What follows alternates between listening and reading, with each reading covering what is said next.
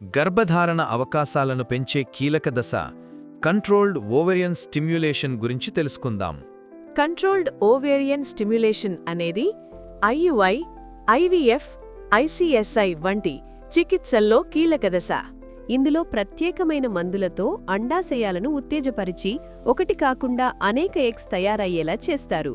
ఇలా ఎక్కువ ఎగ్స్ వచ్చినప్పుడు గర్భధారణ అవకాశాలు కూడా మెరుగుపడతాయి. ఈ స్టిమ్యులేషన్కు అగోనిస్ట్, యాంటాగోనిస్ట్ అనే వేరువేరు ప్రోటోకాల్స్ ఉంటాయి.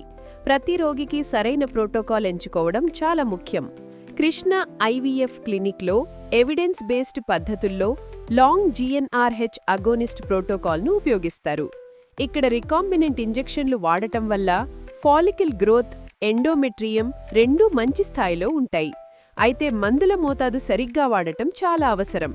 తక్కువైతే ఎగ్స్ తక్కువగా వస్తాయి, ఎక్కువైతే ఓవేరియన్ హైపర్ స్టిమ్యులేషన్ సిండ్రోమ్ అనే ప్రమాదం ఉంటుంది.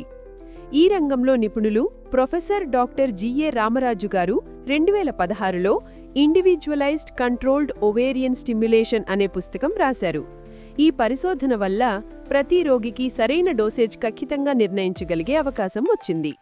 ఇప్పటికీ కృష్ణ ఐవీఎఫ్ క్లినిక్లో స్టిమ్యులేషన్ పూర్తిగా వ్యక్తిగత అవసరాలకు అనుగుణంగా చేసి ఓవేరియన్ హైపర్ స్టిమ్యులేషన్ సిండ్రోమ్ ప్రమాదాన్ని తగ్గిస్తూ మంచి నాణ్యతైన ఎగ్స్ పొందేలా చేస్తారు.